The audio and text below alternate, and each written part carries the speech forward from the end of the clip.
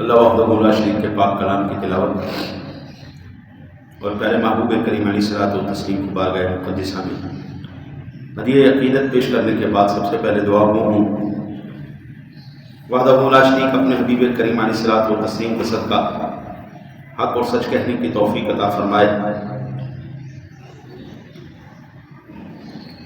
اور جو قرآن پاک کی آیات مقدسات اور احادیث مبارکہ تلاوت کرنے کا شرف حاصل کروں، اللہ صحیح ترجمہ اور تشریح کرنے کی توفیق نصیب فرمائے۔ اللہ آپ کو مجھے سننے کے بعد اس پر عمل کی توفیق نصیب فرمائے۔ ارشاد باری تعالیٰ ہے سورۃ الحج، یا ایھا الذین آمنوا ارکعوا واسجدوا واعبدوا ربکم وافعلوا الخیر لعلکم تفلحون۔ اے ایمان والو، رکوع اور سجدہ اور اپنے رب کی بندگی کرو اور بھلے کام کرو اس امید پر کہ تمہیں چھٹکارا ہو۔ اللہ وحدہ لا شریک نے انسان کو انسان کے ساتھ جوڑ دیا ہے، انسان کا وفادار انسان کے ساتھ جوڑ دیا۔ ہر انسان کسی نہ کسی کام اور چیز میں دوسرے کا محتاج ہے۔ یہ کپڑے میں نے پہنے ہوئے ہیں، مجھے سینے نہیں آتے، یہ کپڑے میں نے پہنے ہوئے ہیں، یہ مجھے بنانے نہیں آتے، میں محتاج ہوں بنانے والے کا، میں محتاج ہوں سینے والے کا۔ یہ چشمہ میں نے پہنا ہوا ہے، مجھے بنانا نہیں آتا، مجھے کاٹ کے اس کو شیپ دینا نہیں آتا۔ اللہ نے ایک انسان کو دوسرے انسان کے ساتھ کسی نہ کسی کام اور چیز کے ذریعے جوڑ کے رکھا ہو۔ ہم لازمی جائیں گے، دکانوں پہ جائیں گے، چیزیں لیں گے، یہ اللہ تعالیٰ نے انسان کو محتاج کر دیا ہے ایک دوسرے کا۔ آج جس موضوع کے اوپر میں بیان کرنے لگا ہوں، شاید آپ نے اس طرح مستقل طور پر یہ موضوع کسی سے نہیں سنا ہوگا۔ انشاءاللہ اس فقیر بندہ آپ کا صاحب سنیں گے۔ ہمارے لین دین میں ایک بڑا اہم ترین جو ہے وہ چیز ہے جس کو ہم کہتے ہیں قرض لینا۔ یہ انسانی ضروریات میں سے انسان قرض لیتا بھی ہے، انسان قرض دیتا بھی ہے۔ انسان محتاج ہے اس چیز کا۔ اللہ اور اس کے رسول نے بحیثیت مسلمان عبادت کے ساتھ ساتھ ہمیں مخلوق خدا کی مدد اور حاجت روائی پر اور دیگر اچھے کاموں کا بھی حکم ارشاد فرمایا ہے، جیسا کہ میں نے ابھی آیہ مبارکہ تلاوت کرنے کا شرف حاصل کیا۔ ایک مقام پر وحدہ لا شریک ارشاد فرماتا ہے وَتَعَاوَنُوا عَلَى الْبِرِّ وَالتَّقْوَىٰ، نیکی اور پرہیزگاری کے کاموں پر ایک دوسرے کی مدد کیا کرو۔ اپنے مسلمان بھائی کی کوئی جائز ضرورت پوری کرنا یہ بہت بڑا اجر و ثواب ہے۔ حضرت سیدنا عبداللہ ابن عمر سے روایت ہے، سرور دو عالم نور مجسم قائد المرسلین صلی اللہ علیہ وسلم نے ارشاد فرمایا، آقا جی نے ارشاد فرمایا المسلم اخو المسلم لا یظلمہ ولا یسلمہ ومن کان فی حاجت اخیہ کان اللہ فی حاجتہ ومن فرج عن مسلم کربة فرج اللہ عنہ کربة من قربات یوم القیامة ومن ستر مسلما سترہ اللہ یوم القیامة۔ یہ حدیث پاک صحیح بخاری شریف میں 2442 نمبر پر موجود ہے جی۔ حضور نبی اکرم صلی اللہ علیہ وسلم نے فرمایا مسلمان مسلمان کا بھائی ہے، المسلم اخو المسلم، وہ اپنے بھائی پر ظلم نہیں کرتا، لا یظلمہ ولا یسلمہ، اور نہ اس کو دوسروں کے حوالے کر دیتا ہے۔ اپنی زبان میں کہوں جا ہمارے پر آتا، ایسے نہیں چھوڑ، بے یارو مددگار نہیں چھوڑ۔ بھائی بھائی کی مدد کرتا ہے، ظلم بھی نہیں کرتا، ظلم ہونے بھی نہیں دیتا، کسی کے حوالے بھی نہیں ہونے دیتا۔ بھائیوں کو ایسے رہنا چاہیے، بالکل۔ میرا آقا نبی اکرم صلی اللہ علیہ وسلم نے فرمایا جس نے اپنے بھائی کی ضرورت پوری کی اللہ تعالی اس کی ضرورت پوری فرمائے گا۔ اور پھر فرمایا من فرج عن مسلم قربتا فرج اللہ عنہ قربتا من قربات یوم القیامہ، اور جس نے کسی مسلمان کی مصیبت کو دور کیا اللہ تعالیٰ قیامت کے دن اس کی مصیبت کو دور فرمائے گا۔ مسلمان وہاں سے لے کے یہاں تک سارے آپس میں بھائی، ان میں سے یہاں تک لے کر الف سے لے کے یہ تک مسلمان جو کوئی جس کسی کی مصیبت کو دور کرے گا کل قیامت والے دن اللہ اس کی مصیبت کو دور کرے گا۔ پھر حضور نبی اکرم صلی اللہ علیہ وسلم بڑی کمال بات ارشاد فرمائے، اللہ اکبر، ومن ستر مسلما سترہ اللہ یوم القیامہ، جس کسی نے مسلمان کی ستر پوشی کی اللہ کل قیامت والے دن اس کی ستر پوشی کرے گا۔ آج کیا ہے دوسروں کے ایپوں کو کرو ریکارڈ، پوری دنیا میں مشہور کر۔ آج ہمارا چہرہ میڈیا پر کچھ اور ہے، دکھانے کے لیے کچھ اور ہے، حقیقت میں کچھ اور ہے۔ میں اگر 1,00,000 بندے کے مجمع میں بیٹھ کر کسی سے پوچھوں نا یار یہاں پہ جھوٹا آدمی کون بیٹھا ہے، کوئی نہیں کہے گا میں جھوٹ بولتا ہوں۔ یہاں پہ دغا باز، دھوکے باز، فراڈیا، بے حس کون بیٹھا ہوا ہے؟ کوئی بھی کہے گا نہیں ہاں تو ماشاء اللہ بڑے نیکیوں کے ساتھ چلنے والے، بڑے تعاون کرنے والے افراد۔ تو پھر جھوٹ کون بول رہا ہے؟ ملاوٹ کون کر رہا ہے؟ بےمانی کون کر رہا ہے؟ آپ کوئی چیز لے کے آئیں، کوئی بھی اس کا پیمانہ صرف چیک کر لیں، آپ کو پیمانہ کم کون دے رہا ہے؟ تو یہ تمام کے تمام جتنے بھی دھوکے باز ہیں، فراڈیاں ہیں، یہ تمام کے تمام آسمانوں سے تو نہیں اترے ہیں، ہمارے اندر ہی۔ یہ خرابی پیدا کیوں ہوئی؟ اس وقت سے خرابی پیدا ہوئی جس وقت سے اللہ اور اس کے رسول کے احکامات کو چھوڑا ہے۔ لو جی ہر ایک بندے کے اندر یہ نحوست، اور اگر یہ چیز چھوڑ کر ہم یہ اختیار کرتے، اگر کوئی نیچے جا رہا ہے ہم اس کو اٹھاتے، اگر کوئی پریشان ہے ہم اس کی پریشانی کو دور کرتے۔ اللہ کہتا ہے نہ صرف دنیا کے اندر، میں قیامت والے دن بھی تیرے ساتھ ہوں۔ تو یہاں پر کسی کے پردے رکھ، اللہ کل قیامت والے دن تیرے پردے رکھے گا۔ میرے آقا نبی اکرم صلی اللہ علیہ وسلم کے فرامین کے مطابق اگر کوئی صاحب حیثیت کسی مسلمان بھائی کو قرض دیتا ہے تو وہ ایسا ہے جیسا اس نے اللہ کی راہ میں صدقہ کیا، جس طرح اس نے اللہ کی راہ میں صدقہ کیا۔ میرے آقا نبی اکرم صلی اللہ علیہ وسلم کا فرمان عالی شان سیدنا ابن مسعود روایت کرتے ہیں، ما من مسلم یقرض مسلما قرضا مرتين الا كان صدقتها مرة، اگر کسی مسلمان کو قرض کی ضرورت پڑ جائے اور دوسرا مسلمان اس کو دے،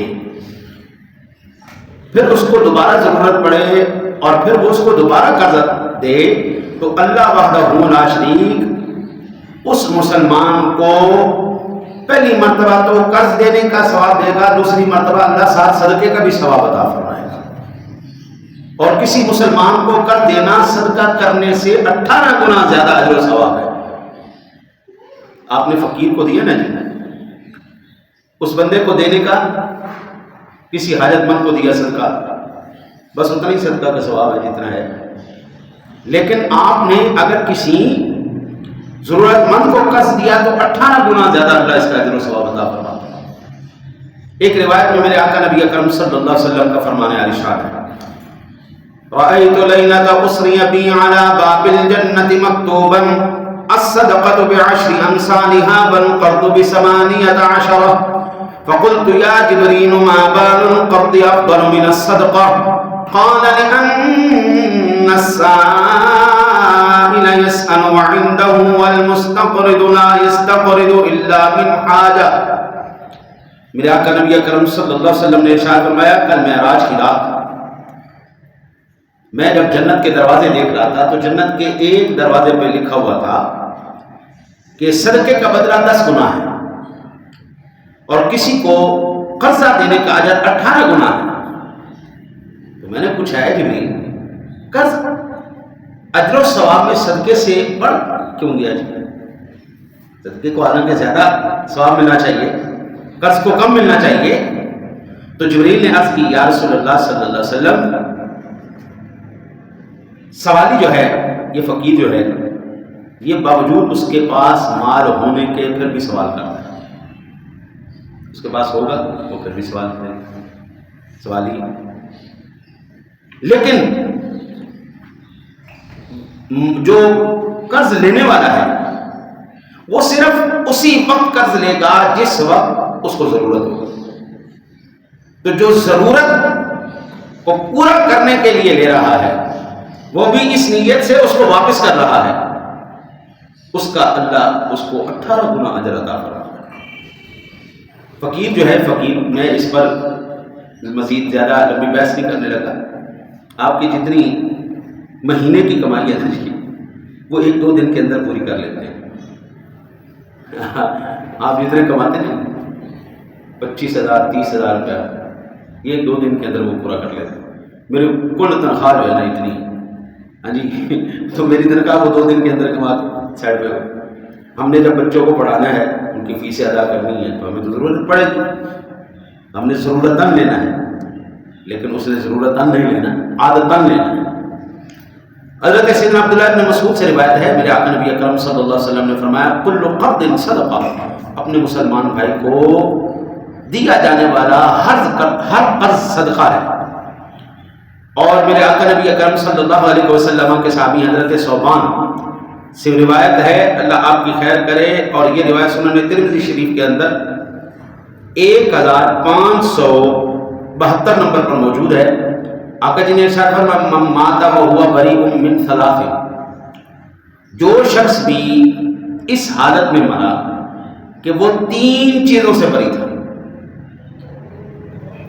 یہ جنت کی ضمانت اللہ کے رسول دے رہے ہیں.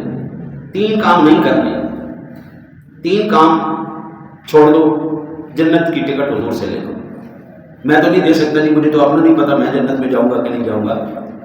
مجھے اتنا پتا ہے جو حضور نے کہا وہ پکی بات ہے. حضور فرماتے من مات وهو بريء من 3، 3 چیزوں سے بری. پہلا الکبر، تکبر، غرور.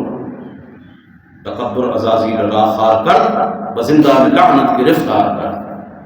تکبر ایسی بلا ہے جس نے عزازیل کو ابلیس بنا دیا. تکبر ایک ایسی بلا ہے، نفس حرکت کم طرز فرعون نے. ہم میں سے کوئی بھی ایسا نہیں ہے جو فرعون سے کم ہو، بس فرق اتنا ہے کہ ہمارے پاس پیسہ نہیں ہے اور اقتدار نہیں. آج ہمارے پاس پیسہ اور اقتدار آ جائے پھر کہ بلا آپ ہمارا انداز دیکھیے. ہم تو بالکل ابھی کتنی سی قوم ہے، 25-30 ہزار روپے میں گزارا کرنے والے، جن کے ایک وقت میں اتنا کھانے میں صرف ہو جائے. اس قوم سے آپ پوچھیں کہ جن کی لاکھوں میں کروڑوں میں کمائیاں ہیں، ان کے ذرا ساتھ آپ بات کر کے دیکھیں، آپ کو وہ بتائیں کہ ہم کون ہیں. اس بات کو چھوڑیں. میں نے ایک بات نقل بتایا تھا، جس وقت پیسے آتے ہیں نا جیب کے اندر پیسے، تو ساتھ ہی سوراخ ہو جاتا ہے. جب جیب میں پیسے آتے ہیں ساتھ ہی سوراخ ہو جاتا ہے. اس سوراخ سے پیسے نہیں گرتے، اس سوراخ سے رشتے گرتے ہیں. جب جیب میں پیسہ آئے، بڑا مکان مل جائے، کنال 2 کنال کی کوٹھی مل جائے، فارچون مل جائے، لینڈ کروزر مل جائے، فراری مل جائے، ہاں جی، کوئی یہی 25-30 لاکھ کروڑ، ہاں جی، نہیں تو کم از کم 1-1.5-2 ارب روپے آ جائے اکاؤنٹ میں، تو پھر میرے بھائی غریب بھائی بھی مجھے نا اچھا نہیں لگتا. تکبر، اناد، غرور. میرے کزن ہے، اللہ تعالیٰ اس کے کاروبار میں برکت عطا فرمائے. پاکستان میں، چائنا میں، امریکہ میں، مختلف ممالک میں اس کا کاروبار پھیلا. اس سے میں ملاقات، ابھی امریکہ چلے گئے، وہاں سے آتے ہیں کچھ عرصے کے لیے، یہاں کا کام سنبھال کے پھر مختلف ممالک میں جا کے کرتے. اس نے مجھے کہا کہ یار میں نا آج ایک ایسے بندے سے ملا ہوں جس کے سامنے ہمارا کاروبار پدی سا کاروبار، ہم کروڑوں اربوں روپے کی ٹرانزیکشن کرتے ہیں، ہم کروڑوں اربوں روپے کا کام کرتے ہیں، ہم سمجھتے ہیں کہ بڑی ہم بلا اس بندے کی کم از کم دن میں بھی چھوٹی موٹیاں بھی جو آپ دن کا حساب کتاب لگا لیں تو یہی 3-4 ارب روپے کا ڈیلی کا اس کا کاروبار ہوگا۔ کہتا ٹھیک ٹھاک سرمایہ دار، میں اس کے پاس گیا ہوں تو ایسے اس بندے کا رہن سہن جیسے بالکل سادہ سا مزدور سا آدمی۔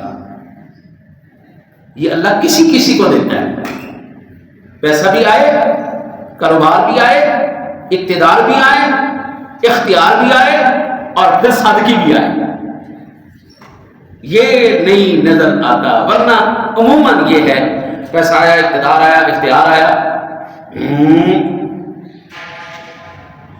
جس کے پاس یہ نہ ہو، جس کے پاس علم آ جائے، شیطان اس کے نتنوں میں ایسے پھونک مارتا ہے، وہ بھی پھولتا رہتا ہے، میرے پاس علم ہے، میں عالم ہوں، دور ہٹ کے بات کرو، دور ہٹ کے بات کرو۔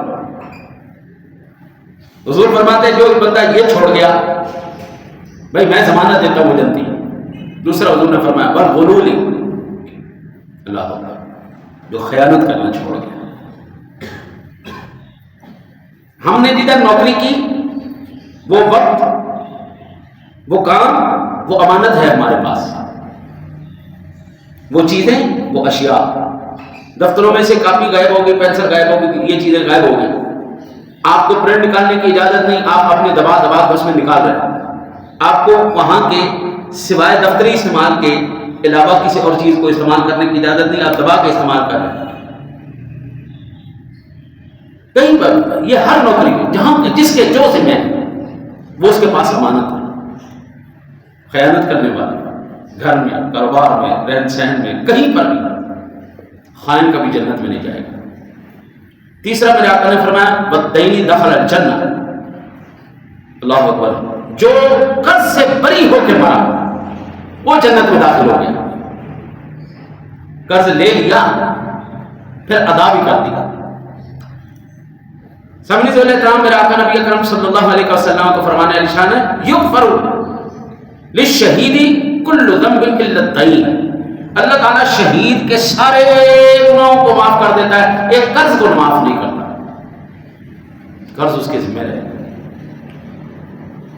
قرض کی جو ہے نا جی نحوست بھی ہے اور حضور کو یہ ناپسند بھی تھا۔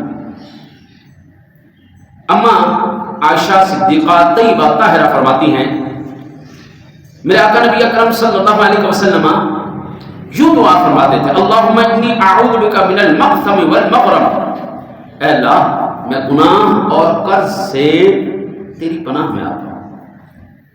یہ اتنی اہم چیز ہے۔ میرے آقا نبی اکرم صلی اللہ علیہ وسلم سے پوچھا گیا یا رسول اللہ کیا بات ہے، آپ جو ہے وہ قرض سے بڑی پناہ مانگتے یا رسول اللہ، یہ اتنی بری چیز ہے، اب قرض سے کیوں پناہ مانگنا؟ میرے آقا نبی اکرم صلی اللہ علیہ وسلم نے ارشاد فرمایا، یہ صحیح بخاری شریف کی حدیث پاک ہے، آقا جی نے ارشاد فرمایا ان الرجل اذا غرم حدث فكذب ووعد فاخلف، جو آدمی مقروض ہو جاتا ہے پھر ٹال مٹول سے کام لیتا ہے، جھوٹ بھی بولتا ہے، وعدہ کرتا ہے اور خلاف ورزی بھی کرتا ہے، اس لیے حضور نے پناہ مانگی۔ اللہ تعالیٰ اپنے حبیب کے صدقہ کرم رکھے جی، آج کے دن تک تو مجھے کبھی ضرورت نہیں پڑی قرض کی، اللہ تعالیٰ محفوظ رکھے اپنے حبیب کے صدقہ، اللہ مرتے دم تک محتاج نہ کرے وہ اپنے محبوب کے صدقے کسی۔ ہر ایک مسلمان کے لیے میری یہ دعا، جتنے بھی بیٹھے ہو اللہ آپ سب کو آپ کی ضرورت کے مطابق عطا فرماتا رہے۔ ہمارے پنجابی میں کہتے ہیں رب سونا لوڑ دی تھوڑ نہ دے، اور ہور دی لوڑ کوئی نہیں، اللہ اتنا دیتا رہے کہ ایسے نہ کرنا پڑے، اللہ اپنے حبیب کا صدقہ اتنا عطا فرمائے ایسے نہ کرنا پڑے اور زیادہ کی ضرورت نہیں، جس طرح آتا جائے گا جیب میں سوراخ ہوتے جائیں گے، رشتے گرتے چلے جائیں گے۔ میرے آقا نبی اکرم صلی اللہ علیہ وسلم کا فرمانے علی شان ہے من اخذ اموال الناس يريد اداءها ادى الله عنه ومن اخذ يريد اتلافها اتلفه اللہ، جس نے لوگوں کے اموال لیے اور ان کو ادا کرنے کا ارادہ رکھتا ہے تو اللہ تعالیٰ دنیا میں معاونت فرما کر اس کی طرف سے ان اموال کو ادا کرے گا، یا بروز قیامت قرض خواہ کو اپنے قرض معاف کرنے پر راضی فرمائے گا، اور جس نے لوگوں کے اموال لیے وہ ان کو طرف کرنے یعنی مال غصب کرنے اور نہ دینے کا ارادہ رکھتا ہے، اللہ تعالیٰ اسے رزق اور مال اور اسباب کی تنگی میں مبتلا فرما کر طرف فرما دے گا۔ سادہ لفظوں میں اس کا ترجمہ یہ ہے، جو قرض لیتا ہے اس نیت پر کہ میں ادا کر دوں گا، اللہ تعالیٰ اس کے لیے اسباب ایسے پیدا کر دیتا ہے وہ قرض ادا ہو جاتا ہے۔ اور اگر خدا نہ خواستہ وہ قرض ادا کر کے نہیں مارا تو کل قیامت والے دن اللہ تعالیٰ اس کا اسباب پیدا کر دے گا، اللہ تعالیٰ اس کے لیے قیامت۔ کئی بے نام کمپنیاں کروڑوں روپے کا قرض لے کے پھر کمپنی ہی بند، چلو وہ لیتے ہی اس نیت سے ہیں دینے کوئی۔ مجھے ابھی تک اس سسٹم کی سمجھ میں نہیں آئی، بڑا آدمی کھربوں اربوں روپے میں جب قرض لیتا ہے، ایک اپلیکیشن دے کے وہ سارا قرض معاف، ایک غریب آدمی 1 لاکھ روپے قرضہ لے تو مرتے دم تک تو کیا اس کی 7 نسلوں کو بھی وہ ادا کرنا پڑتا ہے۔ یہ لوگ لیتے ہی پیسے اس لیے ہیں کہ ہم نے دینا کوئی نہیں، فرضی، وہ اس کو ایک خاص نام دیتے ہیں، غالباً بریف کیس کمپنی کہتے ہیں، اس طرح کر کے کمپنی جس کے جو کاغذوں میں تو ہوتی ہے لیکن حقیقت میں ایگزسٹ کوئی نہیں کرتی، کاغذوں میں ہے وہ کمپنیاں لیکن حقیقت میں کوئی نہیں۔ جب ریکوری کا وقت آتا ہے، نہ جگہ نہ کمپنی نہ مشینہ نہ مزدور، کوئی شے کو نہیں، بندہ بھی غائب تو پیسہ بھی غائب۔ تو جو ایسا کرتے ہیں جی، اللہ کے حبیب فرما رہے ہیں اللہ وحدہ لا شریک ان کو رزق، مال، اسباب کی تنگی میں مبتلا کرنا ہے۔ اب وہ رزق، مال، اسباب کی تنگی کیسے ہوتی ہے؟ اللہ اس بندے کی اندر حرص کو پیدا کر دیتا ہے جو اس کو کبھی پورا ہونے ہی نہیں دیتا۔ ارب روپے آیا 2 ہونا چاہیے، 1 لاکھ ارب آیا 2 لاکھ ہونے چاہیے، 10 کوٹھیاں 20 ہونی چاہیے۔ وہ حرص اللہ اندر پیدا کرتا رہتا ہے، بھوک پیدا ہوتی رہتی ہونے کے سب کچھ باوجود ہونے کے بھوک نہیں مرتی اندر سے، اللہ اس کو بھوکا بنا دیتا ہے، اور پھر اس کو اللہ ایسی ذہنی ٹینشن میں ڈال دیتا ہے، تیرا کولیسٹرول بڑھ رہا ہے، تیرا فلانا بڑھ رہا ہے، تیرا فلانا بڑھ رہا ہے، یہ بھی نہیں کھانا، یہ بھی نہیں کھانا، یہ بھی نہیں کھانا۔ یہ غریب آدمی سب کچھ انجوائے کر رہا ہے، زندگی بھی انجوائے کر رہا ہے، پیسہ بھی انجوائے کر رہا ہے، صحت بھی انجوائے کر رہا ہے۔ اللہ ان کو اس طرح بھوک میں ڈال دیتا ہے اور اللہ اس کا سارا مال برباد کر دیتا ہے۔ میرے آقا نبی اکرم صلی اللہ علیہ وسلم نے فرمایا ایما رجل تدین دینا وهو مجمع ان لا يوفيه اياه لقي الله سارقا، اگر کوئی شخص قرض لے اور اس کا پختہ ارادہ ہو کہ واپس نہیں لوٹائے گا تو کل قیامت والے دن وہ اللہ تعالیٰ کے سامنے چور کی حیثیت سے کھڑا کیا جائے گا، چوروں کی لسٹ میں شمار ہوگا۔ چلو بھائی ادھر آ جاؤ۔ میرے آقا نبی اکرم صلی اللہ علیہ وسلم نے فرمایا نفس المؤمن معلقۃ بدینہ حتی یقضى عنہ، مومن کی روح اس کے واجب الادا قرض کے باعث معلق رہتی ہے یہاں تک کہ اس کی طرف سے وہ قرض ادا کر دیا جائے، لہذا جہاں تک ہو سکے قرض لینے سے بچے۔ یا میں آپ کو عرض کروں، آج نا جی کاروبار کے بڑے بہترین مواقع آ گئے۔ آج تھوڑا سا بھی نوجوان پڑھا لکھا ہونا تو آن لائن بھی کما سکتا ہے۔ ہمارے ماں باپ کو یہ چیزیں نہیں تھیں، ہمارے ماں باپ نے ہمیں پڑھایا، ہمارے لیے گھر بنایا تو قرض اٹھا کے بنایا۔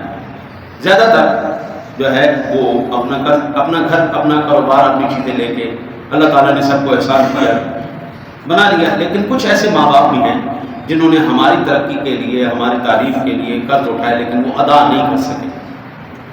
تو سب سے پہلے میرے بابو، دنیا کا سب سے پہلا کام جو آپ نے نیکی کا کرنا ہے، اپنے ماں باپ کو خوشحال کرنا ہے۔ سب سے پہلے ماں باپ کا قرض ادا کرنا، اور اچھی بات ہے اپنے پیروں پر کھڑا ہونا چاہیے، لیکن ماں باپ کے پیر کاٹ کے نہیں۔ آپ اپنے پیروں پہ کھڑے ہوں، نوکری کریں، کمائیں، شادی کریں، بچے پیدا کریں، ساری دنیا کا کام کرو، لیکن میرے بابو یہ نہیں کہ جب تک تو پیروں پر نہیں کھڑا ہوا تھا انہوں نے تیرے پیروں پر کھڑے ہونے تک اپنا سب کچھ لٹا دیا، اور جس وقت اب تیری باری آئی ہے تو ان کے ساتھ اس نے سلوک کرے، تو علیحدہ ہو کے بیوی بچوں کو لے کے ان کو تنہا اور کہیں دامن چھوڑ کے بیٹھا ہے؟ نہیں بابو، ایسا نہیں کرنا، سارا کچھ ہو، لیکن ماں باپ کو تنہا نہیں چھوڑنا۔ انہوں نے اگر قرض لیا ہے سب سے پہلے ان کا حق بنتا ہے ان کا قرض دور کیا جائے۔ حضرت عبداللہ ابن عباس رضی اللہ تعالیٰ عنہ سے روایت میں آقا نبی اکرم صلی اللہ علیہ وسلم نے ارشاد فرمایا من حج عن والدیہما او قضا عنہما مغرما بعثہ اللہ یوم القیامت مع الابرار، جو بندہ اپنے ماں باپ کی طرف سے حج کرے یا ان کا قرض ادا کرے، اللہ تعالیٰ بروز قیامت اس کو ابرار کے ساتھ کھڑا کرے گا۔ ابرار من النبیین والصدیقین والشہداء والصالحین، نبیوں کی جماعت، ولیوں کی جماعت، شہداء کی جماعت، اولیاء اللہ کی جماعت جہاں پہ ہوگی، ماں باپ کے ساتھ اس نے سلوک کرنے والا وہاں کھڑا ہوگا۔ ماں باپ زندہ ہیں پہلے انہیں حج کرو، اگر نہیں ہے تو ان کی طرف سے حج کرو، ان کی طرف سے حج کرو۔ ماں باپ زندہ ہیں، اللہ تجھے توفیق دے تو خود ان کے بارگاہ میں خدمت پیش کرو، حضور یہ جو آپ نے قرض لیا ہے میری طرف سے ہدیہ قبول کریں، قرض ادا کر فرما دیں۔ اور اگر وہ فوت ہو گئے تو بابو ان کی طرف سے تو قرض ادا کر۔ ایک اللہ کے حبیب نے یہ ضمانت دی ہے، میری کوئی ضمانت دی، المعجم الاوسط کے اندر یہ حدیث پاک موجود ہے۔ آقا جی نے فرمایا کل قیامت والے دن اس کو ابرار کے ساتھ کھڑا کیا جائے گا، نیکوں کے ساتھ کھڑا کیا۔ یا دیکھ، میں آج کل کے خاص کر آج کل کے نوجوان سے کہہ رہا ہوں، جس نے تجھے کھڑا کرنے کے لیے خود کو گرا لیا ہے، ان کو کبھی گرنے نہیں دینا، ان کو کبھی گرنے نہ دینا۔ تیری یاری کام کو نہیں آنی، تیری دوستی کام کو نہیں آنی۔ میں یہ سارا کچھ دیکھ چکا ہوں، جب کسی پر مصیبت پڑتی یار بھی چھوڑ دیتے، سب چھوڑ کے پاس ہو جاتے، کوئی نہیں چھوڑ، لیکن خدا کی قسم آخری سانس تک ماں باپ ساتھ نہیں چھوڑتے، نہیں چھوڑتے۔ بچہ تندرست ہو تب بھی، بچہ بیمار ہو تب بھی، بچہ بالکل صحیح سلامت ہو تب بھی، بچہ لنگڑا لولا ہو تب بھی، بچہ سائیں اور پاگل ہو تب بھی ماں باپ نہیں چھوڑتے۔ تو جو تجھے کھڑا کرنے کے لیے خود گرے پڑے ہیں، دیکھیں میں خود مزارات پہ جانے کا قائل ہوں اور حاضری بھی دیتا ہوں۔ میری تمنا یہ ہوتی ہے کہ کوئی اللہ کا نیک بندہ، اللہ کا ولی آدمی مجھے ملے، میں اس کی زیارت کروں۔ لیکن میں جب کسی کے پاس جاؤں مجھے نہیں پتہ لگتا یہ ڈھونگی ہے یا صحیح اصل آدمی ہے۔ میں اتنا کوئی ولی کامل تو ہوں نہیں کہ میری نگاہ بتا دیتی ہے اس کے دل میں کیا ہے، لیکن اللہ کی قسم اللہ تعالیٰ نے تیرے گھر میں 2 ولی بٹھا دیے، تیرے گھر میں 2 ولی بٹھا دیے، اور ایسے ولی بٹھا دیے ہیں جن کی چہرے کی زیارت تو جتنی مرتبہ کرے گا اللہ تجھے حج مقبول کا ثواب عطا فرماتا ہے۔ تیرے گھر میں ولی بیٹھے ہیں تو ان کی زیارت کر، مسکرا کے خوش ہو کے ماں باپ کے چہرے کی زیارت کرو۔ بھائی آپ کا باپ بالکل زیرو ہے، کچھ پڑھا نہیں ہوا، اماں جی کچھ نہیں پڑھی، بابا پھر بھی تیرے ولی وہی ہیں، بالکل زیرو، ایک الف بھی نہ پڑھا ہوا ماں باپ، ایک الف بھی نہ پڑھا ہوا۔ تو چاہے دنیا کا سب سے بڑا پی ایچ ڈی ڈاکٹر ہو گیا، نوبل انعام یافتہ ہو گیا، اور بھائی تیری جنت پھر بھی وہیں پہ ہے، تیرے لیے حج کا ثواب پھر بھی وہیں پہ ہے۔ جو گھر میں ولی بیٹھے پہلے ان کی قدر کر لیں، بعد میں ولایت انشاءاللہ تعالی العزیز ہم ساری تلاش کر لیں۔ ان کی قدر آ گئی ان کی دعاؤں سے۔ حضرت موسیٰ کلیم اللہ علیہ نبی علیہ السلام جب طور پہ جانے لگے نا اماں جی کے وصال کے بعد، تو مولانا جلال الدین لکھتے ہیں اللہ نے کہا کہ پیر موسیٰ اب ذرا سنبھل کے، پیچھے وہ سفید بال نہیں ہے جن کا حیا تھا مجھے۔ ہمیں پتہ نہیں ہوتا کہ جب اماں جی ہماری ایسے اپنا دامن اٹھاتی ہیں، ابا جی جب ہاتھ اٹھاتے ہیں، کتنی رحمتیں ہمارے ساتھ چلتی ہیں، کتنی مصیبتیں دور ہو جاتی ہیں، ہمیں اس بات کا احساس ہی نہیں ہوتا کہ یہ تو ان کے جانے کے بعد پتہ چلتا ہو زمانے کے اندر گرم ہوا بھی ہے، دھوپ بھی ہے، پریشانیاں بھی ہیں۔ اللہ ان کی دعاؤں کے صدقے کتنی، اس لیے میرے باپو جب بھی تجھے اللہ توفیق دے پہلے ان کے لیے آسانیاں پیدا کر، پہلے ان کے لیے آسانیاں پیدا کر، ان کا قرض ادا کر۔ دیکھ میں نے اپنی طرف سے بات کی کہ اللہ کا حبیب کا فرمان ہے تجھے کل قیامت والے دن ابرار نیکوں کے ساتھ کھڑا کر دیا جائے گا، اور نیکوں میں سب سے اولین جماعت انبیاء کی جماعت ہے، پھر شہداء کی جماعت ہے، اور یا اللہ کی جماعت ہے۔ میرے آقا نبی اکرم صلی اللہ علیہ وسلم نے فرمایا کان رجل یداین الناس فکان یقول لفتاه اذا اتیت معسرا فتجاوز عنه لعل الله يتجاوز عنا فلقي الله فيتجاوز عنه.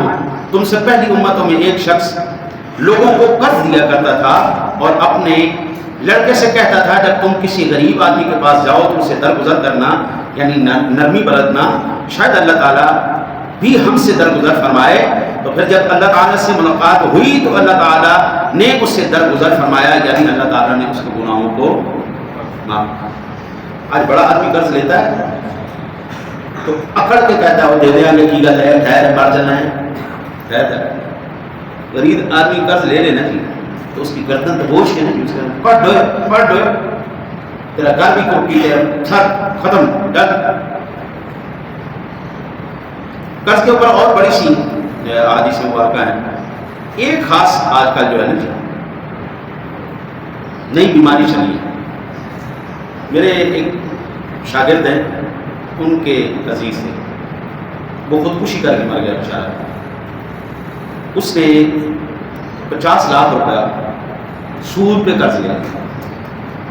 آج کل یہ جو چل رہا ہے جس کو مسلمان کر رہا ہے، اور میں مجھے تعجب ہوتا ہے اس بات سے کہ اس کی غیرت کیسے گوارا کر گئی کہ یہ وہ کام کر رہا ہے جو 36 مرتبہ ماں کے ساتھ زنا کرنے سے بدتر کار ہے. اتنا خوفناک جرم یہ مسلمان کر رہا ہے. اس نے 50 لاکھ روپیہ قرض لیا، وہ سود در سود در سود در سود در ہوتا ہوتا ہوتا 21 کروڑ روپیہ مر گیا.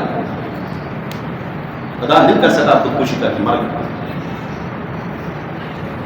قرآن کہتا ہے یا ایھا الذین آمنوا لا تأکلوا الربا اضعافا مضاعفا واتقوا اللہ لعلکم تفلحون. اے ایمان والو، سود دونا دون زیادہ نہ کھاؤ، اس امید پر اللہ سے ڈرو کہ تمہیں کامیابی ملے. میرے آقا نبی اکرم صلی اللہ علیہ وسلم نے فرمایا الربا 70 حوبا ایسرها ان ينكح الرجل امه. سود خوری کے 70 گناہ ہیں، ان میں کم تر یہ ہے کہ کوئی اپنی ماں سے بدکاری کرے. یہ سنن ابن ماجہ شریف کی حدیث پاک. اللہ تعالیٰ آپ کو توفیق دینا یار، اس مافیا کے خلاف، اس مافیا کے خلاف کریک ڈاؤن کرو. مملکت اسلامی ہے نا، اس ملک کا کیا نام ہے؟ اسلامی جمہوریہ پاکستان. اسلامی جمہوریہ ہے. اسلام کے اندر بالکل قطعی طور پر اس کی اجازت ہی نہیں. بندہ وہ ذلت اور گناہ کی اتنی گہرائی میں بھی جا سکتا ہے کہ ماں کے ساتھ بدکاری کرے، اتنی بھی گہرائی میں گر سکتا ہے. یا پھر ہم یہ کہہ سکتے ہیں کہ ٹھیک ہے وہ انسان خور جانور بیٹھے ہیں جو یہ کام کر رہے ہیں، سود پر سود، سود در سود، سود در سود وہ کھا رہے ہیں. پھر ان کا اسلام کے ساتھ کوئی تعلق نہیں. قرآن پاک کہتا ہے جب آپ قرض لیں گے اس کو لکھوا لیا کریں، تھوڑا ہو یا زیادہ ہو. اگر وقت کے دامن میں وسعت ہوتی میں آپ کے بارے کا آپ کو وہ بھی میں مزید عرض کر دیتا. دیکھیں، سب سے پہلے کوشش یہ کرو آپ جتنے بھی افراد ہیں ہر ایک اپنے خاندان کے قریب جتنے بھی بہن بھائی کزن چچا کے لڑکے پھوپھا کے لڑکے تایا کے لڑکے جو نوجوان طبقہ ہے کہ اگر اگلا ایک قدم سٹیپ آگے نکال لینا تو انشاءاللہ تعالی العزیز آپ کا پورا خاندان جو ہے وہ خوشحال ہو جائے. یہ نکلو آگے، اپنی خاندان کا ایک گروپ بناؤ اور ماہانہ طور پر خود بخود ایک کمیٹی بنا کر اس کمیٹی کا جو مہینے میں پیسہ اکٹھا ہو اپنے خاندان کا ایک ایک ایک ایک فرد کر کے اس کے قرض اتارنا شروع کر، جس کی جتنی حیثیت. انشاءاللہ تعالی العزیز قبلہ آپ اندازہ فرمائیے گا کہ آپ کے خاندان میں کوئی مقروض نہیں رہے گا. اور جب آپ ایسا چلا لیں گے اپنے اپنے خاندان کی کمیٹی بنا لیں گے انشاءاللہ آپ دیکھیے. میں آپ کو اپنی خاندان کے بتاؤں، ہمارے خاندان میں زیادہ تر کمزور لوگ ہی ہیں، اتنے بڑے لوگ ہیں. جو بچے ہیں وہ صرف اپنے جو ہیں.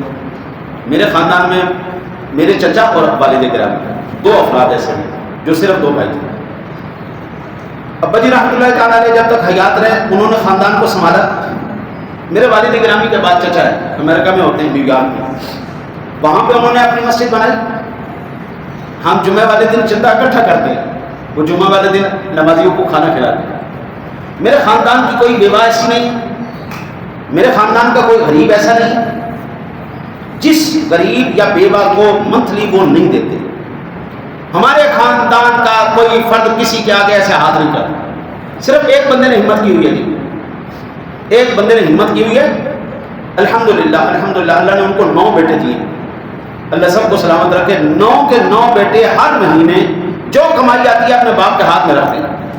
لو بھائی ہمارے گاؤں کے اندر فری ڈسپینسری بنی ہوئی ہے، ہر قسم کا مریض وہاں پہ آ رہا ہے، وہ بندہ فرد باری چلا رہا ہے۔ ہمارے خاندان کے اندر، ہمارے گاؤں کے اندر مسجد بنی ہوئی ہے، 1.5 کروڑ روپیہ لگا کر اس بندے نے فی سبیل اللہ بنائی، وہاں کے تمام اخراجات ایک بندہ چلا رہا ہے۔